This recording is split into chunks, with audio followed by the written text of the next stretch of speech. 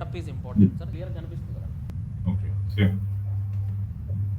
Clear కదా sir? Doubt ఏం లేదు. క్లియర్ డౌట్ ఏం ప్లస్ ఎంత ఉంది సార్ ఇక్కడ?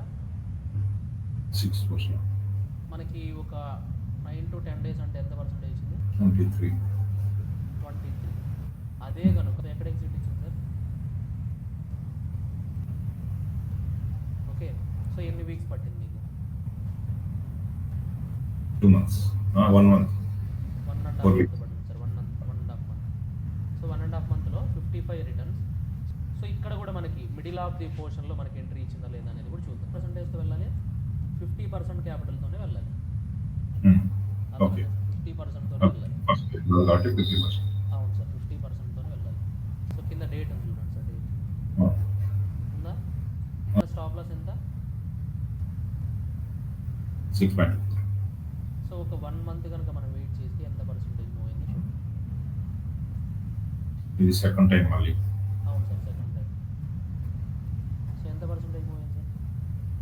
60. సో ఎక్కడైనా ఎగ్జిట్ ఇచ్చిందా? ఇవ్వలేదు ఇంకా.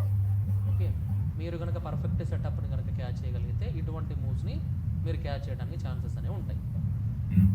ఓకే, సింపుల్గా sir. Simple. So with in 10 to 15 daysలో 44. Okay, దీన్ని జస్ట్ క్లిక్ చేయండి. సో ఎక్కడైనా క్లోజింగ్ ఇచ్చిందా సార్? 140. ఏం సార్ నమ్మబుద్ధి అవ్వట్లేదా లేకపోతే ఎట్లా? అంటే నమ్మకుండా ఉండడానికి లేకుండా ఉంది కదా, చార్ట్ అయితే కళ్ళ ముందు ఉంది.